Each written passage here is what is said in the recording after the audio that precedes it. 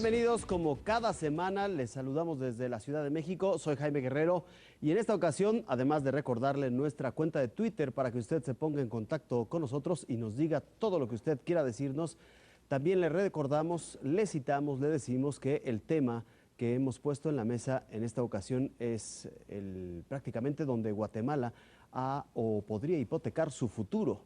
Le hablo de la sequía que no distingue y afecta por igual a decenas de ciudades y al campo. ¿Cuál es su impacto social, el económico? ¿Hasta qué punto la falta de agua pondrá en riesgo la viabilidad, la sustentabilidad de las familias? ¿Por qué no se ha fortalecido una política integral del agua para garantizar su abasto? En fin, son algunas de las interrogantes que nos haremos a lo largo de los próximos minutos, que trataremos de responder para acercarnos a este problema vital en muchos sentidos. Y por eso también le damos la bienvenida a Magali Arrecis, bióloga del área socioambiental de la Universidad de San Carlos de Guatemala. Buenas noches desde México, bienvenida. Muchas gracias a ustedes por la entrevista y es un gusto poder compartir con ustedes la información sobre este tema. Magali, en unos instantes entraremos en materia. Antes quisiera presentarle a ustedes el panorama que ha dejado la sequía en Guatemala. Ha puesto en una situación particularmente difícil a decenas de familias y entre ellas las de menores recursos son las más afectadas. Le pongo este ejemplo. Pese a que la canícula del año pasado se ha prolongado más allá de lo esperado, los efectos de este fenómeno siguen palpables entre la población más vulnerable del oriente del país. Se ven afectados las regiones del corredor seco del país, que comprenden mayoritariamente los departamentos del oriente del país: Chiquimula, El Progreso, Baja Verapaz, Jutiapa, Jalapa y una parte del Quiché. Sobre todo aquellas personas que subsisten con lo que producen. Digamos que esas familias, empezando por ahí, son las más afectadas por acciones de inseguridad alimentaria y nutricional. El 95% del maíz se perdió durante la canícula. Se sustituyó esa siembra que perdieron, esa cosecha que iban a hacer en el mes de octubre, se sustituyó por una atención humanitaria, en donde se hicieron entrega de alimentos por una acción que iba a servir para conservar esos suelos a largo plazo. Una acción de conservación de suelos puede durar hasta 10 años si se preserva bien. Michelle Aguirre, Azteca Noticias. Bueno, el panorama se oye desolador. Magali, ¿se ha hecho lo suficiente para garantizar el abasto ante esta adversidad?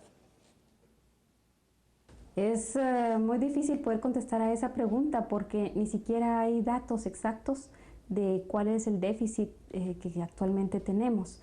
Y considerando el efecto del cambio climático que nos está anunciando que va a haber una sequía prolongada, pues es fácil poder predecir que no hay un abasto suficiente y que las medidas que se han estado tomando previamente no van a ser tampoco suficientes para las necesidades que vamos a estar viendo principalmente en los meses de mayo a julio.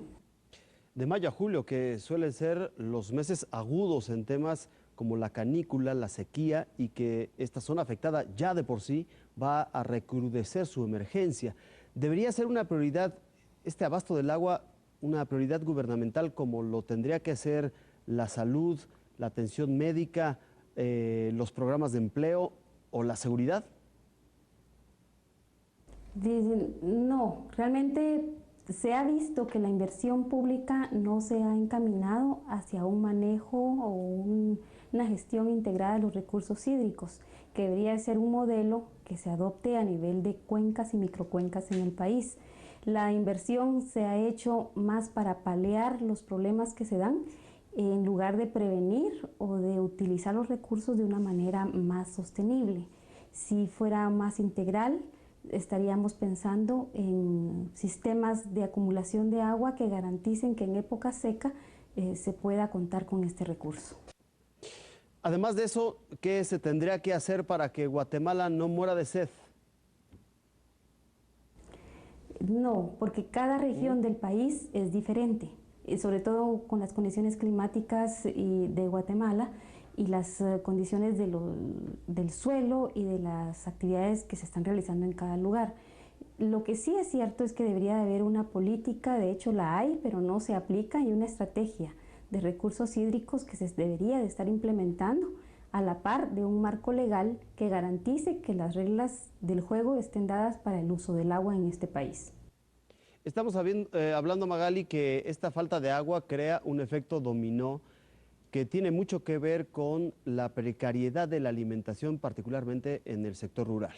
No hay lluvia, no hay agua, se pierden las cosechas, el campo se agrieta y los pobres caen en una espiral que los mete en esta dinámica sin que puedan subir en su nivel de, digamos, productividad, de educación. Vamos, ¿qué es lo que va a pasar si continúa este diagnóstico en el campo guatemalteco? La población más afectada llegará a un punto en el que se vea en crisis también, en una crisis alimentaria. Lastimosamente, Jaime, para Guatemala ya tenemos un déficit de producción de alimentos. Se habla que más o menos 2/3 del consumo de maíz en Guatemala ya es maíz importado. Entonces, si ya tenemos ese déficit permanente, digamos que en condiciones de sequía extrema, va a haber menor cantidad de granos básicos que vayan a favorecer el consumo interno y que estén dando la seguridad alimentaria y nutricional que la población necesita. Así que no solo estamos hablando de la seguridad alimentaria de quienes viven en el sector rural, sino la seguridad alimentaria de todo un país a consecuencia de esta falta de agua. Y hablar de la desnutrición infantil es un asunto que nos ocupa. Le pongo este asunto sobre la mesa. Popularmente se dice que los niños traen el pan bajo el brazo. Sin embargo, en Guatemala ese pan no llega a todos. Las estadísticas dicen que 1 de cada 2 niños padece de desnutrición, lo que complica su desarrollo físico y mental, por lo que quienes la padecen constantemente sufren enfermedades. Eder tiene 11 años y aunque estudia para tener un mejor futuro, este enemigo silencioso complica su proceso de enseñanza-aprendizaje. Me duele el estómago. El dolor de estómago te cae primero, pero después te sube a la cabeza. De mareos. Mareo le cae. Estos problemas le ocurren a Eder al menos una vez por semana, ya que en ocasiones va a estudiar sin haber probado un solo bocado. Y se aflige, porque lo que hace es ponerse a llorar. Ya me está agarrando otra vez, dice, mamá, ya me está agarrando. Y se pone a llorar porque se aflige. El corazón se le va a tentar, el corazón está... Y él mismo siente que le brinca. Los 300 quetzales que doña María gana al mes por lavar ropa y planchar apenas le alcanzan para darle de comer a sus 5 nietos, y en lo que ella menos se fija es en qué tan nutritivo es el alimento que les proporciona. Compramos las tortillitas, cuando se puede compramos el maicito, y ahí la vamos pasando, mire, ahí vamos pasando, que ya el pan si ya no lo probamos, un paquete de carne, nada. Solo los frijolitos que son más baratos. Aunque su vivienda está a 1 cuadra del centro de salud de Camotán, Chiquimula, y a 2 de sus nietos les detectaron desnutrición, el apoyo nunca ha llegado. Que solo para los tiernitos había eso. Las mamás vendiéndolo andaban ahí, aunque sea para los tiernitos, porque no les gustaba, sé que los niños se enfermaban, dice, por eso no les gustaba dar cereal a los niños. Igual. Y en otras partes, mirábamos nosotros que a los animales les daban el cereal. En este centro asistencial no hay medicamentos, por lo que cuando Eder se enferma únicamente recibe una receta, pero a doña María no le alcanza para comprar las medicinas. Cuando él se pone malo así, ay, lo llevamos para el centro. No, él no tiene nada, es falta de alimento. A él alimento quiere, lo dice, vaya, pero no podemos darle la alimentación. Aunque Eder está consciente que debe esforzarse más que los demás niños para obtener los mismos resultados, su esperanza es inquebrantable. ¿Ustedes salís de sexto? ¿Qué querés seguir estudiando? ¿Querés trabajar? Perito contador. Cada año al menos un centenar de niños muere por desnutrición en Guatemala, y aunque el combate a este flagelo ha sido una de las banderas del actual gobierno, las autoridades reconocen que no cumplirán la meta de reducir en 10% estos casos en el país. José Miguel Castañeda, Azteca Noticias. Sobre este tema, les recuerdo, estamos platicando con Magali Arrecis, bióloga del área socioambiental de la Universidad San Carlos de Guatemala. Entre los escenarios menos optimistas está un aumento del número de niños con altos niveles de desnutrición. Guatemala está condenando entonces a sus nuevas generaciones, entre otras razones, por la falta de agua. Ese es uno de los problemas más grandes que hay, porque realmente las decisiones políticas que se han tomado se van por otro tipo de temas y no se considera o se deja de considerar que el agua es la base para la vida y por supuesto que va a asegurar la vida de las personas, la alimentación y la nutrición y no digamos todas las actividades económicas y recreativas que podamos desarrollar alrededor del agua.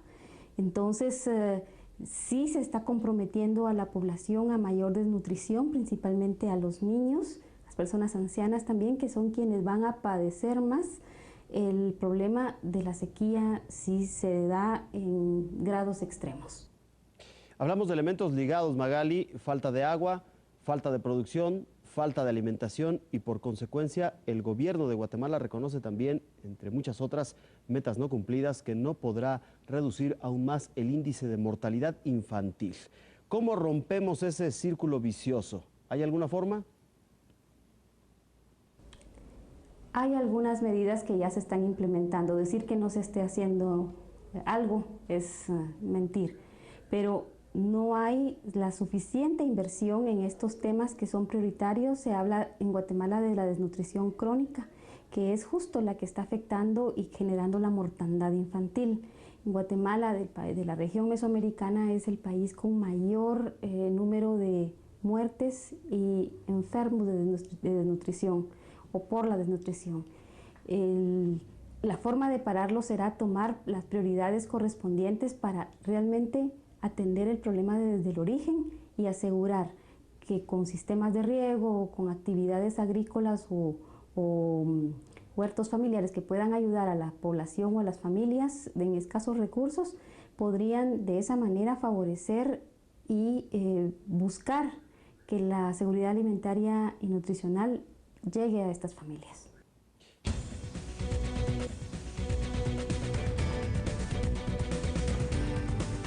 Así que por lo que nos dice, es un asunto de prioridades y entiendo que entonces el gobierno de Guatemala ha estado demasiado distraído de lo que son los temas urgentes y trascendentes para la población de este país. ¿Se ha dado cuenta la comunidad internacional del asunto que está atravesando Guatemala en temas del agua?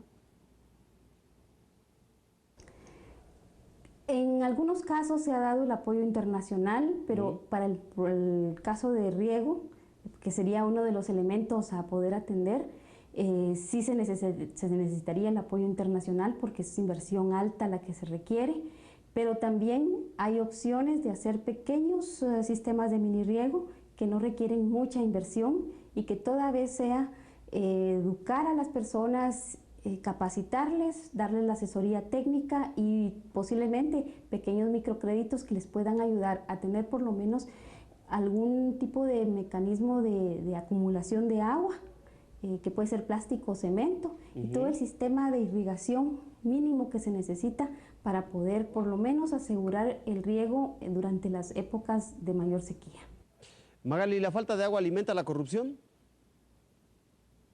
Es posible que sí. Realmente en los gobiernos que hemos tenido en Guatemala hemos visto falta de transparencia y corrupción al ejecutar algunos proyectos y podría ser que el caso del agua y de la implementación de algunos mecanismos para facilitar el agua a las familias podría generarse o darse en alguna distorsión de recursos. Pero eso deberá ir cambiando. La sociedad civil tendrá que estar atenta para poder controlar el uso de los recursos, que ya sea por donación o préstamo o inversión pública de nuestros propios recursos, se tengan que hacer en ese tema. Es parte de lo que hay que ir cambiando en el país porque ya nos hemos dado cuenta, ha habido ejemplos claros de la intención de hacer malversación de fondos y donde es necesario irles corrigiendo la plana a quienes toman las decisiones y quienes están en estos momentos disponiendo de los recursos de la nación. Magali, si nos permite, vamos a hacer una pausa y regresamos con más. Guatemala tiene sed, pero el agua existe. ¿Qué es lo que pasa entonces? Trataremos de dar una respuesta, de acercarnos a un diagnóstico certero e inmediato de lo que ocurre en Guatemala. Regresamos después de la pausa.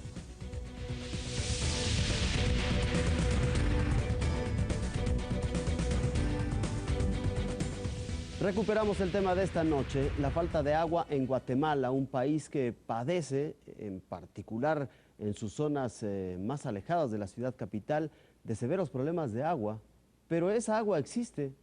Ya escuchábamos en la entrevista que estamos sosteniendo esta noche que el asunto puede ser de prioridades y que el gobierno ha solo tratado de beneficiar a algunos cuantos con sus inversiones, con sus programas de riego, en fin, y que no está yendo al problema más profundo y a la solución que urge dar para quienes están resultando afectados, no solo con la falta de agua, sino con las implicaciones que esto significa, particularmente en términos de seguridad alimentaria.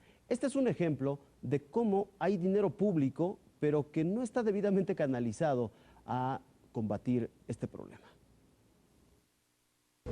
Los recursos utilizados durante el estado de calamidad por la sequía continúan siendo un misterio. Nadie sabe con exactitud cuántas personas han sido beneficiadas ni cuánto dinero se ha utilizado. Aunque ya han transcurrido 7 meses, las autoridades siguen sin hacer público el informe de gastos. Únicamente han enviado un documento parcial al Congreso de la República, que bastó para que los partidos Líder y Patriota avalaran que las compras sin licitar pudieran continuar.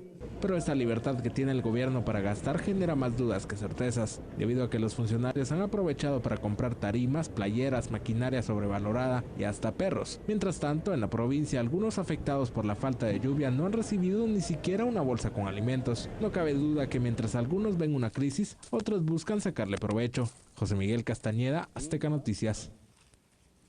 Las crisis tienen varios rostros. Dicen que algunos, mientras lloran, otros se hacen ricos vendiendo pañuelos. Y lo que veíamos aquí es que el gobierno ha hecho gastos superfluos sin paliar de alguna forma la emergencia que está sufriendo el campo guatemalteco.